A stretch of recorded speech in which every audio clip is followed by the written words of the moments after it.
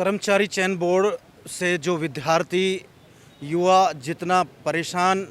नाराज, दुखी है, वो शायद ही कोई किसी भर्ती परीक्षा की तैयारी करके या फिर कोई अन्य राज्यों से दुखी होगा। राजस्थान कर्मचारी चयन बोर्ड ने विद्यार्थियों को इतना नाराज और इतना दुखी किया है, चाहे कोर्ट में प्रश्न जाए, चाहे वो क्वेश्चन डिलीट हो, चाहे आउट ऑफ सिलेबस आए, बोर्ड कोई भर्ती इस प्रकार की लेके आए या इससे पहले भी कई अच्छी भर्तियां हों, क्यों ना उस प्रकार से भर्तियां हों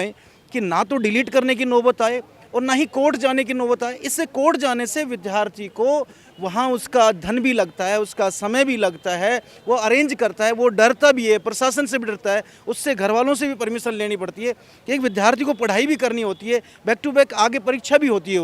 उसकी भी तैयारी करनी होती है। ये पीड़ा सुने तो कौन सुने? सरकार तक, प्रशासन तक ये बात, बोर्ड अध्यक्ष तक ये बात जानी चाहिए आपके चैनल के माध्यम से कि विद्यार्थियों में आक्रोश है, विद्यार्थियों में गुस्सा है। ये जो प्रक्रिया चल रही है, चाहे जूनियर अकाउंटेंट हो, चाहे एलडीसी हो, चाहे आगे सीईटी में नेगेटिव मार्किंग, हर एक एग्ज़ाम एक नया चुनौती या फिर नया एक चैलेंज विद्यार्थियों के सामने आता है, तो विद्यार्थी एकदम से भ्रमित और विद्यार्थियों को इतना ज़्यादा कंफ्यूज होना पड़ रहा है कि वो इस फील्ड से या इस बोर्ड से दुखी होकर कहाँ जाए तो कहाँ जाए, या हमसे गाइडेंस ले रहे हैं सर हम क्या करें, क्योंकि इस तरह की विसंगतियाँ चलती रही तो हम तैयारी करना छोड़ देंगे। घर वाले या अपने पेरेंट्स कब तक उन पर विश्वास करेंगे कि आप जयपुर रहो? जयपुर एक जैसा महानगर या फिर जोधपुर जैसा महानगर, कोटा महानगर,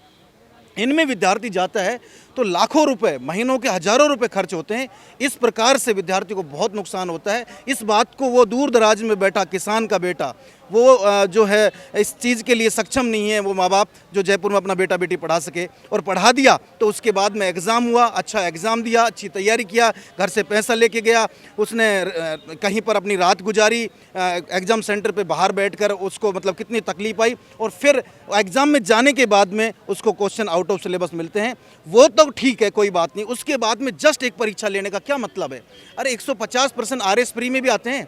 आप सारे 2 पेपर लेने की आवश्यकता कहाँ पड़ रही है? एलडीसी में एक पेपर ले, सीईटी का भी एक पेपर ले रहे हो, एलडीसी का पहले तो 2 पेपर ले रहे हो। मतलब हम तेरे को पहले तो मारेंगे, पहले हम तेरे को पीटेंगे, हम तेरे को मानसिक प्रताड़ना करेंगे तेरी, उसके बाद तेरा दूसरा पेपर लेंगे, अब तू इसमें मार्क्स ले क्या? ये कभी भी संभव नहीं हो सकता, क्योंकि विद्यार्थी एक माइंड सेट करके जाता है, विद्यार्थी पूरा अपना एक ध्यान केंद्रित करके जाता है। विद्यार्थी जब परीक्षा देने जाता है 4-5 दिन अपना मोबाइल साइड में कर घर वालों से बात नहीं करता है, बाहर नहीं निकलता है, क्योंकि उसका माइंड कहीं ना कहीं अपसेट ना हो जाए, और फिर जाकर वो ऐसे प्रश्नों से उसका जैसे सामना होता है और ऐसे एग्जाम में जाकर उसका सामना होता है तो वो विचलित हो जाता है, वो कंफ्यूज हो जाता है, आता हुआ प्रश्न भी वो गलत करता है। आप हर प्रश्न पत्र में, हर परीक्षा में पैटर्न चेंज कर रहे हैं,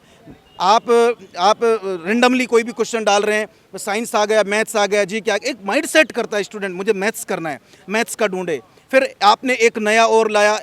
ई ऑप्शन, चलो बहुत बढ़िया है, इसके लिए हम बहुत समर्थन करते हैं इस चीज़ के लिए। मतलब विद्यार्थी को समय चाहिए, विद्यार्थी को इस तरह का पेपर तो दो, वो ई ऑप्शन भी भरेगा, आप अच्छा पेपर दो, वो सिलेबस के पॉइंट टू पॉइंट पेपर तैयार कर अपनी तैयारी करके गए, वो अपने कमरे में अपने एग्ज़ाम जहां वो तैयारी करता है वहां पर सिलेबस को चिपका कर एक एक पॉइंट की तैयारी कर एक सिलेबस और पाठ्यक्रम के अनुसार तैयारी करके एग्ज़ाम देने जाता है। जब जाकर उसको वहाँ पर ये निराशा मिलती है तो टूट जाता है। इस चीज़ की जो है लड़ाई हम सब मिलकर, और जितने भी युवा हैं, चाहे सीईटी से पीड़ित हैं, चाहे एलडीसी से, चाहे जूनियर अकाउंटेंट, हम सब मिलकर 28 तारीख को एक बहुत बड़ी एक मजबूती के साथ हम अपना पक्ष रखेंगे सरकार के सामने, जिससे कि हमें हमारी जीत मिले और विद्यार्थियों को ये फ़ायदा मिले, विद्यार्थियों को आगे निराश नहीं होना पड़े।